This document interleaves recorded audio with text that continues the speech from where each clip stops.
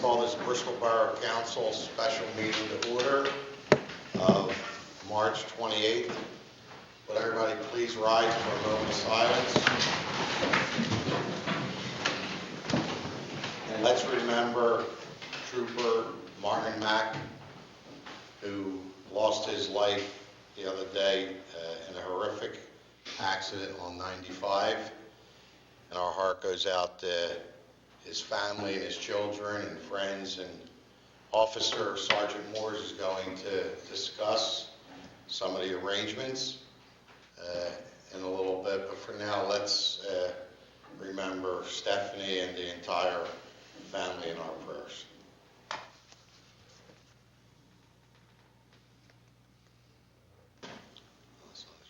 Please salute the flag. I pledge allegiance to the flag of the United States of America and to the republic for which it stands, one nation, under God, indivisible, with liberty and justice for all.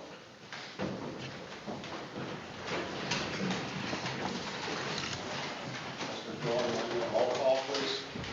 Mr. Pezza? Here. Ms. Cullen? I think she's ill. Yes. Ms. Rodriguez? Here. Mr. Gorman? Present. Ms. Figueroa? Here. Mr. Johnson? Here. Mr. Troche? Present. Mr. Di Giuseppe? Before we get started, I know I spoke to Lorraine right before the meeting, and she was doing her best to try to get here. She's been pretty sick for the last week or so, and wanted everybody to know that's the reason why she's not here. Also, we've been getting a lot of requests regarding Trooper Mack for different things throughout town. And my suggestion is that if any council member or borough gets any request for anything, that we make a list, because we don't want to do anything that the family doesn't approve.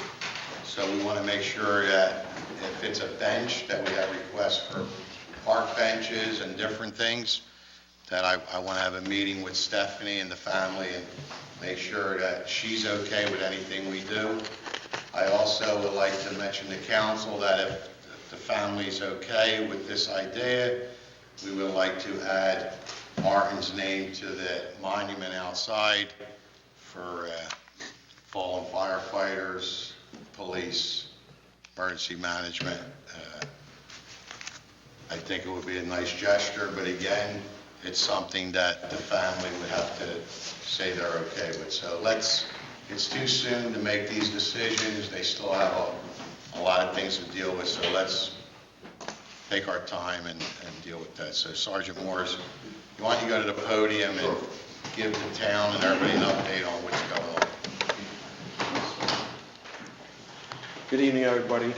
I'm going to echo what Council President Di Giuseppe just said, and about the family and the friends and also the troopers that worked with Trooper Mack at his station, and we all keep them in our thoughts and prayers going forward from here on.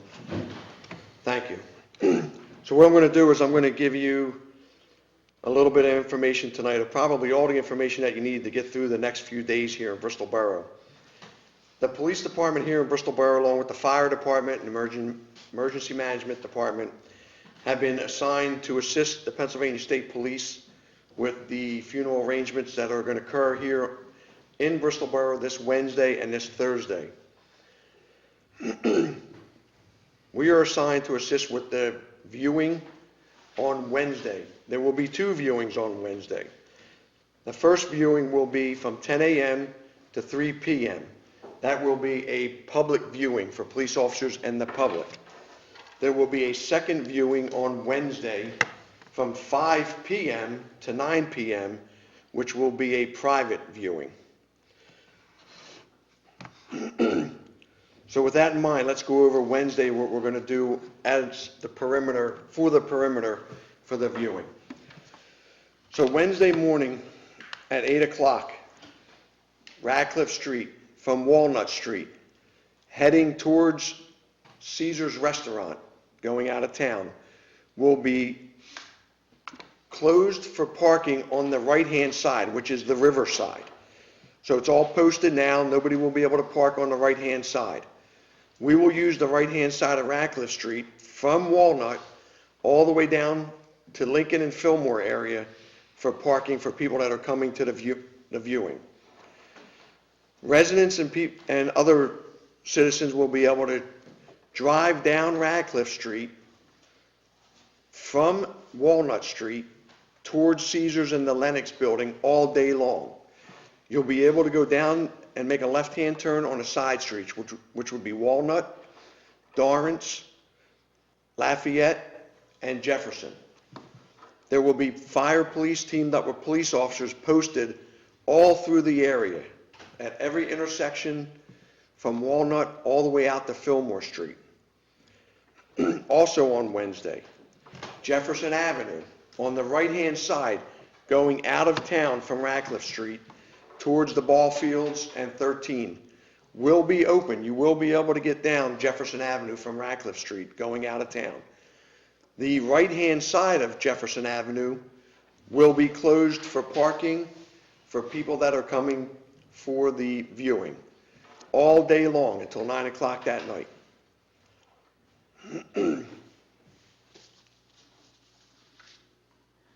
Going towards Lincoln Avenue. Lincoln Avenue will be closed from Wood Street to Ratcliffe Street for a period of time, both days, so that we could park the motorcycles. There will be officers posted at Lincoln and Ratcliffe and Fillmore and Ratcliffe. Anybody coming into town from the Green Lane area will not be able to pass Fillmore and Ratcliffe. You'll have to make the right-hand turn on the Fillmore to go back down towards Pond and Farragut area. On Wednesday, there will be parking with shuttle buses at the Lennox parking lot. The shuttle buses will bring you up to Wade Funeral Home where the viewing will be. The shuttle buses will also come by and take you back to the Lennox building if need be.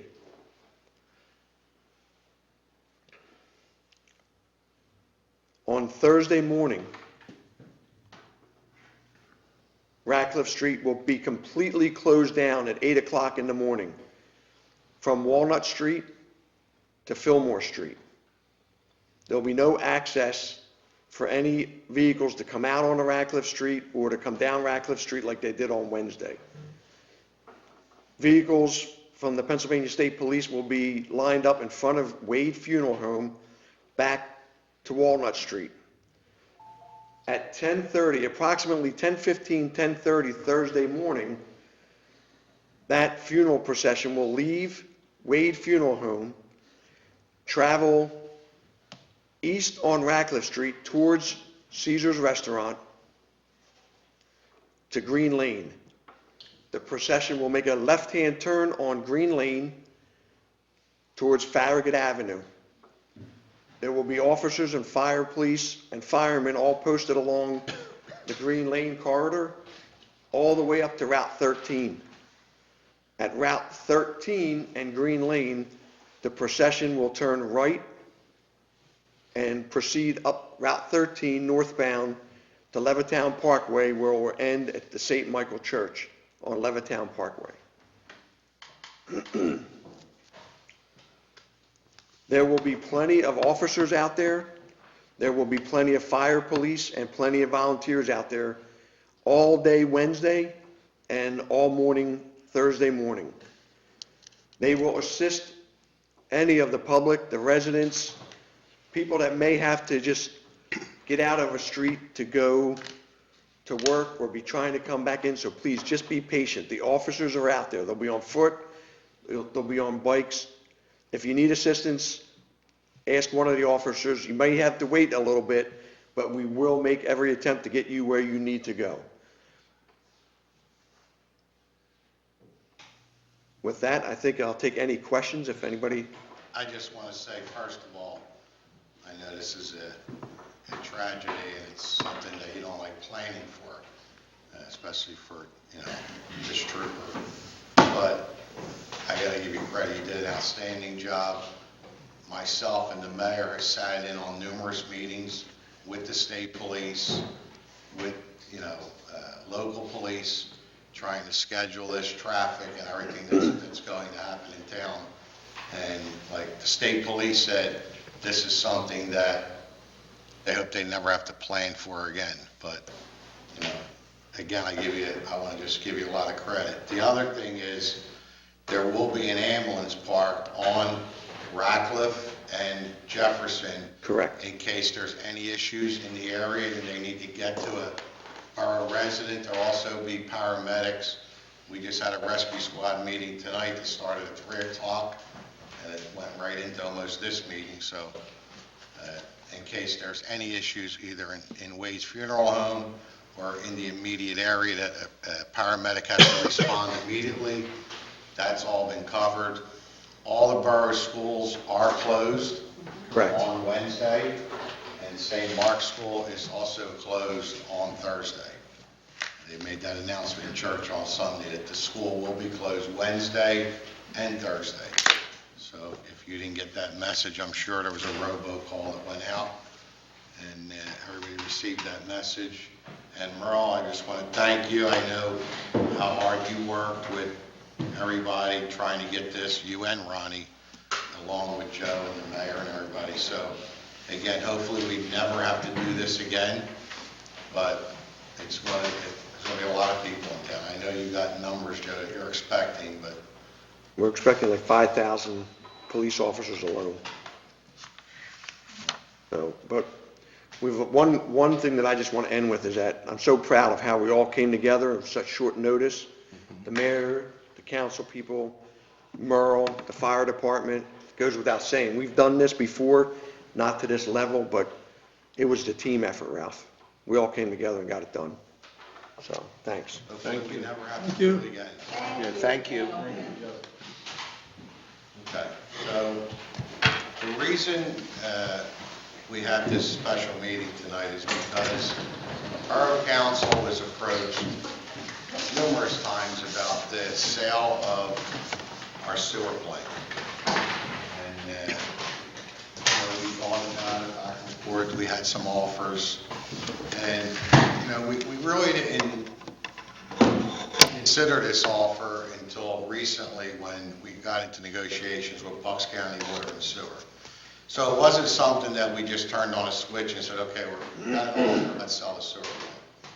We met with financial people. Mr. Dillon and our solicitor had a Zoom meeting the other day with a financial institution that handles the $24 million, to find out, if you put this money in a bank, what does it generate? So a lot of planning went into this. I think the borough's main concern was to protect the borough residents and the taxpayers of this town before we do anything. And I think we're doing that because after talking, and you'll hear from some of the people from Bucks County Water and Sewer, but after talking, there were some towns that had offers and turned them down and had something really go wrong with the plant, had to raise rates 300-400%. And, if there's a problem with the plant, our plant is in good shape right now as far as we're concerned. We managed, Mr. Dillon does a great job in managing the plant. Our sewer authority does a great job. We're not in any financial trouble. But I think that as small as we are, if something happens, we put this expense on 4,000 or 4,200 customers. If something happens to the plant, the DEP comes in, every 5 years you got to get recertified. DEP comes in and says, you know what, you need to do X, Y, Z. Bucks County Water and Sewer puts this expense on 100,000 customers. It's a big difference when 4,000 people are picking up $1 million expense, or 100,000 people are picking up $1 million expense. Bucks County Water and Sewer also has the availability of selling more sewer. Our plant is in such good shape that there's 1 million gallons a day capacity that can be sold. That we don't have any way to sell this. We did have an agreement years ago with Bristol Township, which now, since their plant is starting to become in compliance and is in good shape, they don't need to send us sewer anymore. So that is something that we haven't been able to use. But Bucks County could work a deal with Bristol Township, they could work a deal with Philadelphia, they have a lot of options. And again, that's something that's like the rink business. Everybody understands the rink was sold. Every time you go by there, they got a ton of cars. They know how to promote the rink, and these people know how to deal with sewer. It's something that, we don't have the knowledge. We can manage, the manager can manage the plant. The authority can manage the plant, which they did for years, and did an outstanding job. I just feel that we're not doing the right thing by taking a chance someday something goes wrong and we have to really fix this plant, put a lot of money into this plant, and 4,200 people are going to pick up this expense instead of 100,000. And who knows, they're buying up sewer plants. Lower Makefield was just sold. They just sold their plant. So Lower Makefield got a lot more money than Bristol Borough. So this is a trend that's trending into this kind of business. Municipalities are getting out of the sewer business, just like the water systems are being sold, the rink we sold. We shouldn't be in, our job is to protect the taxpayer. And since I got here 21 years ago, I did everything I can to do what was right for the taxpayers of this town. Took a lot of criticism along the road, but you know what? Look around and see what this town has. So again, we have a great council. This council met several times in executive session with Bucks County, and we came up with an agreement that we feel this is the right thing to do. So I'm going to take public comment from people, but I want Ben Jones from the Bucks County Water and Sewer. He's got a short presentation to talk, and if you want to say anything, Ben, or whoever you want to bring up with you, feel free to do so. Thank you. Thank you, Mr. President and Mayor and members of the council. We're really pleased to be here. Again, Bucks County Water and Sewer Authority is an entity of Bucks County, and this is exactly what we were designed to do in 1962 when it was created, and it's what we're still doing today. So again, the charter back then was to assist local municipalities, provide sanitary for customers and also water for customers in the time when they couldn't, and roll forward now, many years in the future, we're still doing the same thing, and the folks that need additional assistance are now looking at different ways to deal with that. And as you know, you talked about why you do these types of things. A lot of times you're doing these things because either you have other commitments that are more important today than what used to be your priorities back 50, 60 years ago, which water and sewer might have been, but then today, now you've got other needs. You have other things that are more pressing, roads, stormwater, parks, you name it. Those are all things that could be looked at as priorities. And the other reason is sometimes you've actually paid for all these improvements and they're now almost fully out of debt. And it's time to start upgrading them. It's time to start spending a lot more money in order to try and do that, which then causes your rates to increase. And unfortunately, that means that rates will increase. And given the size of the community, obviously, and the scale of the public improvements, it becomes expensive. So again, I think just following up on Council President DiGiuseppe, there are a lot of reasons why people do these things, and I think that you're not alone, and quite frankly, this is something that we've built and expanded for many years. So I've got a short presentation, probably shorter than my opening comments, and hopefully that'll answer a lot of your questions. So the first one's kind of boring. It just lists who's on our team. That's myself, Jason Hilliard, who's present. He's our Chief Financial Officer. John Butler, he's our Chief Operating Officer. And we actually have Scott Holbert from Randy Flager's office, who is our solicitor, and they're all present tonight. Again, you'll see that all of us have been working in this field for many years, and Again, most of us, in this particular case, at least my CFO and my COO, have been almost exclusively for all those years in Bucks County Water and Sewer Authority. So again, the company has grown, and the management team that's put in place has been here for many years. So we talked about why people actually sell and who sells. So these are some examples, and they date back to 1992. One of the things that we've done is we've selectively picked and chosen folks that actually have specific needs. It's not always about how much money you can pay, but rather what services you can provide and what you're able to do in terms of rates. And these communities sold for various reasons. Some, in fact, are private developers that sold and did certain things. But you can see dating back at least to 1992, and there are acquisitions before that. You'll see Doylestown Township had roughly about 780 customers, a population somewhere in the range of 12,000 people at that time. They had sold Bucks County Water and Sewer Authority because they wanted to get out of that business. They had large parks, they had other things that they needed to focus on at that time, and decided that that wasn't something they wanted to continue. Doylestown Borough is a very comparable situation to Bristol Borough.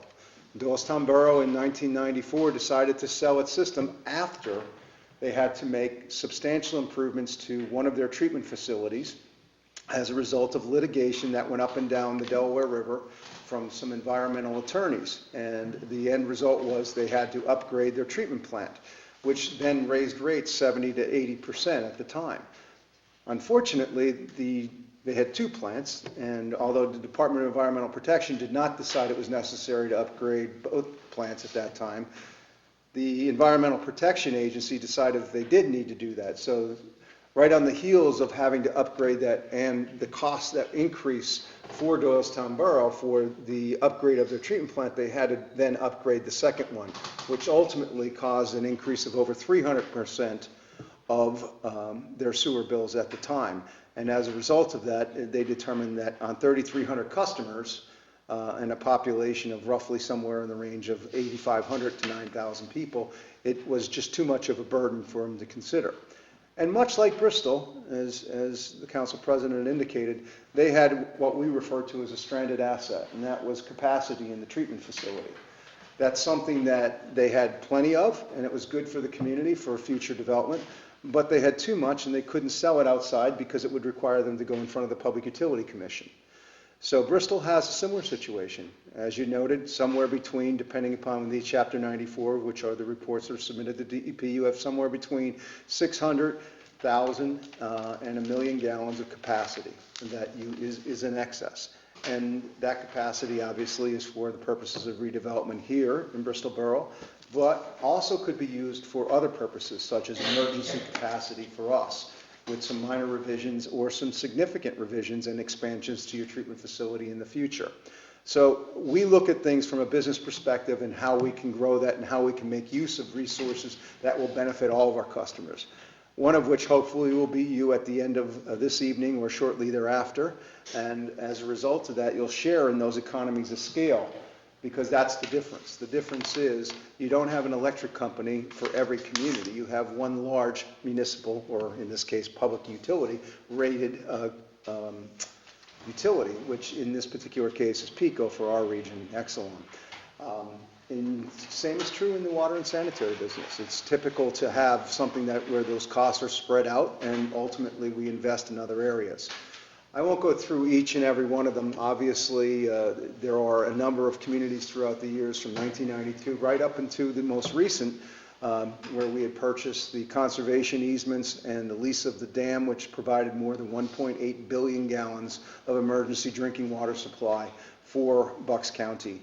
And of course, that deal was struck with the county commissioners, our owners, ultimately. But we've also have the Fort Washington area. We have Springfield Township, Montgomery County. In Montgomery County, we also have in Chester County, Birmingham Township, and West Vincent. And all of them have seen to look at the model that we put forth, and they determined that rate structures and they determined that the response time and the things that we had to offer were something that made sense for them.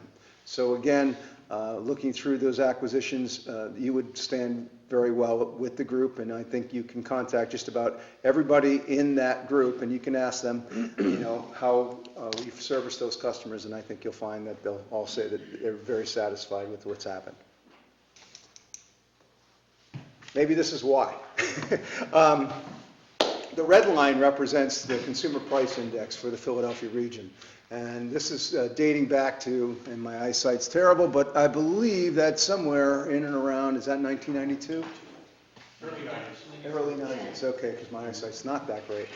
It's time to go to the doctor. In any event, you can see that in that period of time from 1994, the lower line, if you will, is in fact on the graph is our rate structure. And you'll see from 1994 through, again, that period in time where it increases, which I can't see the date, roughly, I guess, 2006 or thereabout, rates actually went down and stayed down for a period of in excess of 11, 12 years, somewhere in that range. Again, that was predominantly as a result of economies of scale, where we acquired systems and folks helped pay fixed expenses on a group or larger basis. So this is what we're talking about. This is the kind of thing that obviously Bristol would benefit from. While you've managed it well, and your manager has been around for many years, and Jim and I have known each other for many decades. You've done a great job, and obviously, you're in a position today where you're going to look at selling it for a fair price and be able to ensure rate structures and things of that nature. So, job has been done well. And again, the increases that you'll see, because we're largely a customer, just under 20% of the city of Philadelphia, where we have virtual ownership, you'll see that a good portion of that rate increases are typically attributed to their rate structures when they increase. So you see a spike at one point and then a drop off, and then ultimately, which happened as a result of negotiations or renegotiations of our contract, again, an increase, but those increases plateau and then go for years on end in between. What is, I think, most important about the graph, obviously, is that during that period of time, our rates have significantly beat the consumer price index throughout that region. Now, we're subject to the same price increases that you are. That means that all of our goods have to be bid, especially these days. Inflation and things of that nature obviously are taking its toll. Fuel prices, everything else, all of those things are included. But yet, we've been able to, through our growth plan, through our business plan, be able to beat the consumer price index during those years. And that's what we would hope to be able to bring to you folks as we move forward and be able to provide you with service. So, how do we do that? Customer relations, we used to have a longer period of time from 8 a.m. to 8 p.m. for having customer service and people able you could get on the phone to answer and address questions.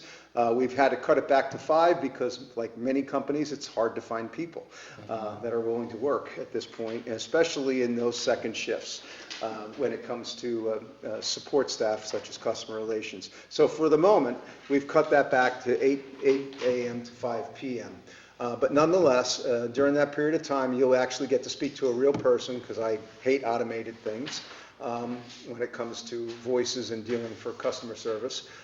And that's true, incidentally, during emergency situations when you need us most. So you have the ability to call in, as every one of our customers do, to our emergency response system, which is our SCADA. I'm jumping down to the bottom, which is our operations center, which is manned 24 hours a day, 7 days a week, 365 days a year. And when somebody calls that number and says that they have a backup, or they have a water main break, or whatever it may be, they actually speak to a real person. There's not an automated message. And that real person could actually call up through our SCADA and security system, in most cases, if it's related to a pump station or a treatment plant, and be able to determine what's going on. As a matter of fact, they usually know beforehand, because there are multiple screens in the room, and the screens actually have cameras throughout all of our facilities, which are somewhere in the range of probably 150 to 160 facilities in 3 counties. And we are able to monitor that. We're able to determine that. Alarms go off. They tell us. They're actually able to adjust and actually monitor flow in certain cases, depending upon it. But at the very least, they call out the supervisor that's in charge when there's a problem so that they can dispatch a crew. And one of the things that we offer that is that within 45 minutes to an hour, somebody will be present and down here, because all of our employees live in this region. One of the other things that we offer that has been very helpful to us and also important to the customer is that we actually have our own in-house construction company. So we have track hose, we have major equipment, we have a division that does nothing but build sewer systems. So if a sewer system needed to be expanded and there was a section of town that didn't have public sewer or public water, we'd build it ourselves. Lower Southampton was completely built by our crews for their water system in the late 1980s. That's how long we've been doing this. In terms of repairs, what does that mean? It also means we use them like a subcontract. So to be efficient, what we do is we actually have our crews working and building other things in most cases, but then when there's an emergency and there's an emergency water main break, that same repair crew or that same construction crew goes out and does the repair for us, and then they bill our company for that time that they're actually on the job. That means I don't have to pay somebody 40 hours a week for all of the year, okay, for their services. We're only using them for that period of time. The rest of the time, they're doing capital projects or they're building other systems for other communities like we do for our other customers, such as Doylestown Township, where they needed to expand sanitary, and we've built sanitary systems very cheaply comparatively over the last 2 years. So again, I think that's very important because we have the ability to get out there, repair it, and get it done. So why are we here? We're interested in your sanitary system and your plant. And for that, we valued it, and the valuation that we came up with and the offer that's on the table is fairly simplistic. It's $50 million that we will give Bristol Borough.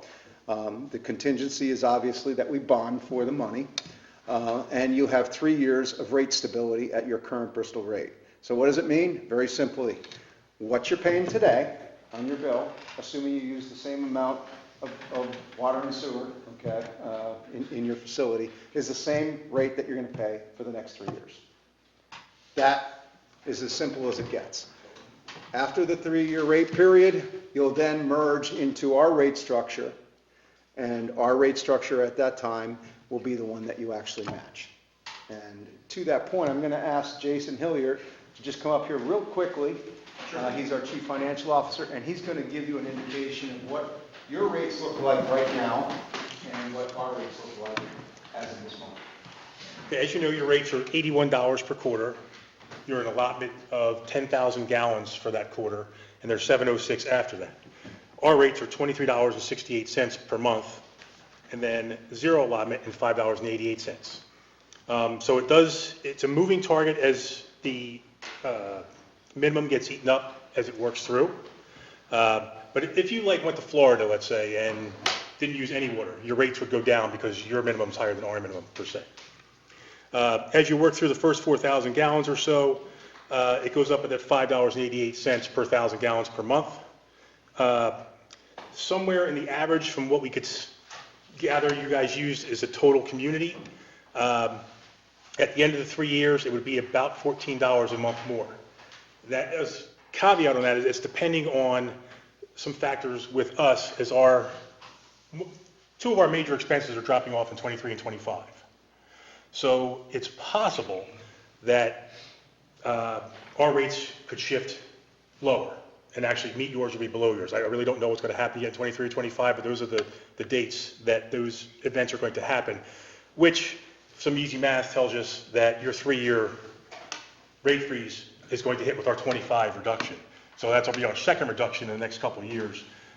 So your rate freeze, it could possibly go on forever. I'm not positive, but our major expenses are going down in the next couple of years, and will be locked in for the 3 years as part of the acquisition agreement. For, let's say, if nothing ever changed, most of our seniors or low usage customers use maybe 1,000, 2,000 gallons a month. As a family of 4, you might use 4,000 gallons a month, to put it in some perspective. So if you're living alone by yourself, 1,000 gallons a month is not unheard of. As of right now, that difference per month would be $2.56. So it's very reasonable for the offset of the purchase price, I think. Any questions? We'll address some of the questions. Just some cleanup on that. Obviously, we can speak today as to what rates will be. And since I don't vote on what those rates are going to be, I don't know what the rates will be in the future. But at this point, obviously, the authority board has set our rate structure, and that's what they are. And again, I think one of the things that's probably worth mentioning is that as you use less capacity, obviously, you get a reduction in that, and the number isn't substantially higher than your number currently, which is, I believe, the biggest concern for most of that. So again, it depends on what the future holds for us at this point, but again, I think that you need to understand the way we finance the majority of our capital improvements for maintenance is through cash. So as the cash comes in, the excess reserves are utilized, and they're utilized to pay down and make improvements to our system instead of indebting for those, and then ultimately end up with a higher debt service, which then builds into your actual bill itself. That's probably the most important factor, although, which seems obvious, it's usually not. That's pretty much all that we have. Again, it's a short presentation, but if you have specific questions for myself and I'd just Jason, like to add that's some fine. more to what we're discussing, and then if they have any questions for you. To go back to some of your slides, the one slide was when you talked about equipment.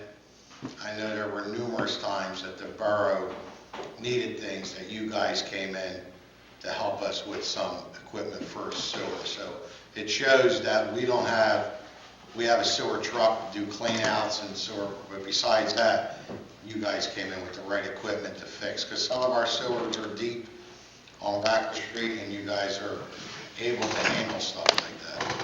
A lot of the things that we deal with when we have to repair things are grants, so we try to get grants. You know, right now, there's some grants out there that we're trying to get to do some more repairs, but again, if we don't get the grant, who pays for it? The 4,200 people. So the $50 million, like, we were offered several times different numbers, from 4 million to 20 million. I don't think we ever got an offer that we would really consider, because the plant is in good shape, and you don't sell a plant when it's in bad shape, because you're not going to get anything for it. So right now, I don't think our plant could be in any better shape. So that also drives the cost up for the plant. Before, we had a lot of repairs that needed to be done, and there was a lot of investments they had to make. But they looked at all our financials, they looked at the plant. Like, again, I said, Mr. Dillon, like, we can't thank, the borough can't thank you enough, or the sewer authority, for everything you guys do, but I don't want to wait for that plant to say, like Doylestown, you know what I mean? Something went wrong, and now what do? The plant's worth probably nowhere near what it is now. The taxpayers have to pick up this major cost to repair it.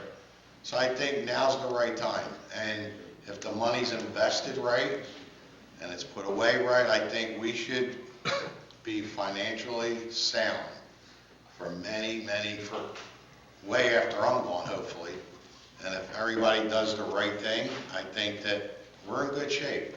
I mean, we have no debt besides the roads, which is getting paid for through liquid fuels. And when we did the roads, we took a lot of criticism, by the time that loan's due, you have to repave every road in town. Well, that's not true either. So the loan's almost paid, and a lot of the roads are still in good shape. So again, I want to thank council for having the foresight to move forward and consider this the sewer authority. And if there's any questions for them from council, but I am going to open up to the public. Does council have any questions for Ben or any of their? I have one simple question.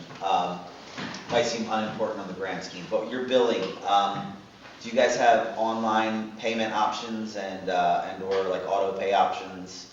We I know do. it seems We do, and we love it when people take part of that. I mean, obviously, like everybody else, you know, you have the ability to make your online payments.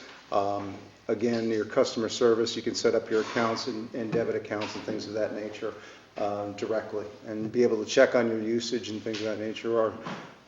Those are all very positive things, I think, in terms of your customers. And We asked you a lot of ability to questions pay. before, that was one I forgot to ask, so that's it. And the 3-year freeze is something that I think protects everybody, because guess what?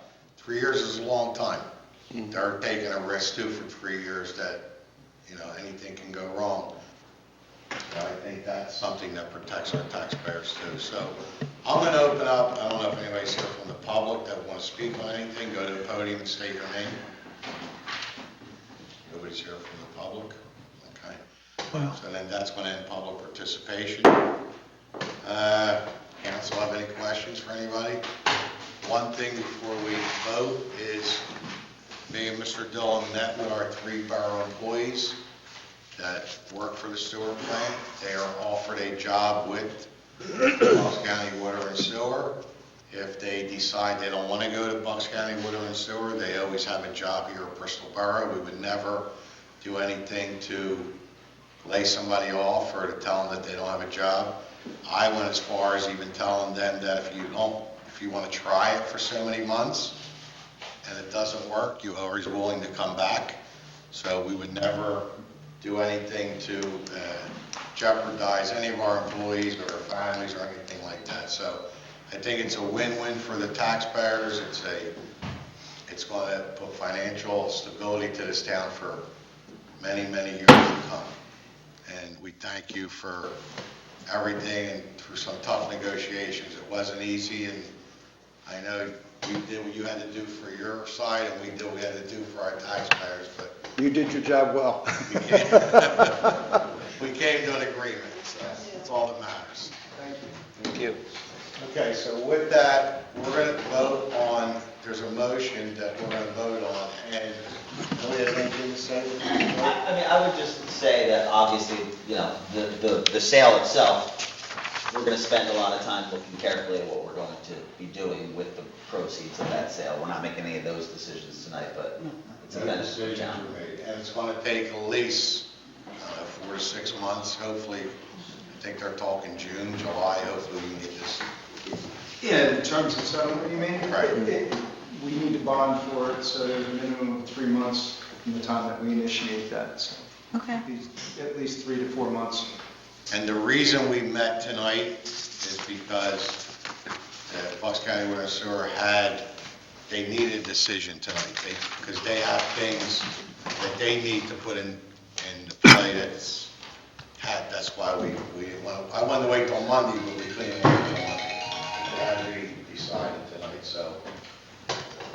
I think Louis said earlier in executive session that, you know, everybody said you're selling an asset and you'll never get it back. Well, the $50 million is an asset. And we're going to have that for a long time, so that's something that we wanted to clear up. Resolution is before you're recommending the sale. Who wants to make this motion? You won't have a copy. You'll have a copy, so Yeah. you don't have to read that. Whatever's on the agenda, just a motion. Just a motion? Okay. Mr. President, I'd like to make a motion to adopt a resolution recommending the sale of the sewer system to the Bucks County Water and Sewer Authority for the purchase price of $50 million. Second by Mrs. Rodriguez. Any questions or comments? All those in favor? Aye. Opposed? Motion carries. So we're going to get up so the sewer authority can sit in our seats because this is a recommendation to them. They are the authorities, the ones that have to sell the sewer plant, not her. So I need a motion to adjourn this half part of this meeting, seconded by Maria. All in favor? Aye. This part is adjourned. Matt, keep the tape rolling because The sewer authority's going to come up and sit down.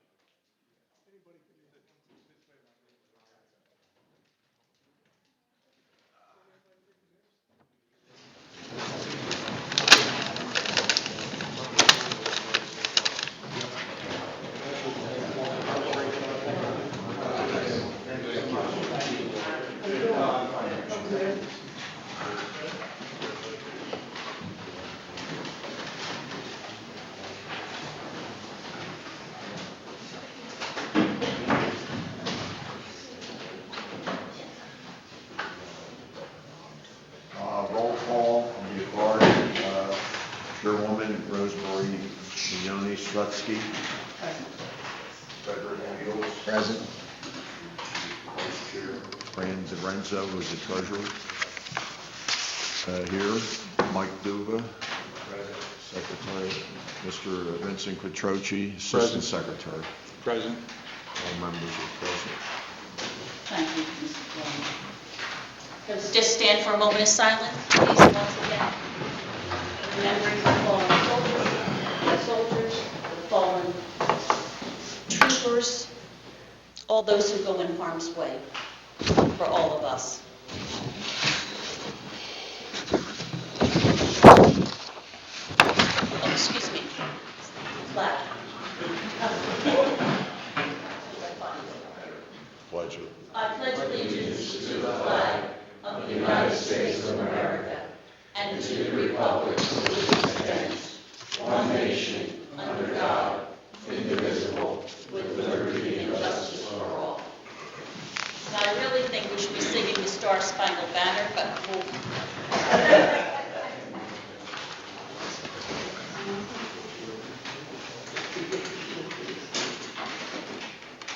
The first order of business is any public participation. Seeing none, we'll move on.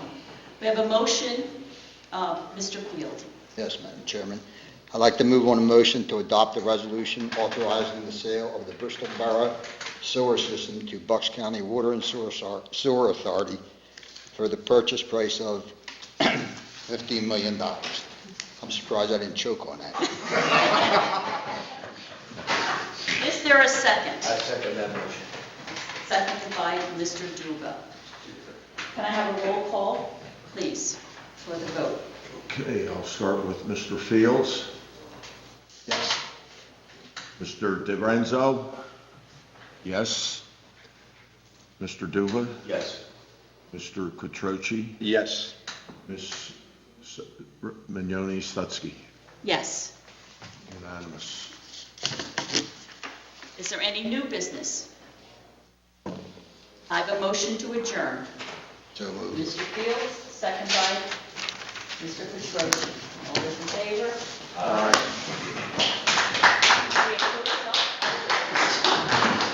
We're going to meet Yes. in Naples. Thank you very much. All those in favor?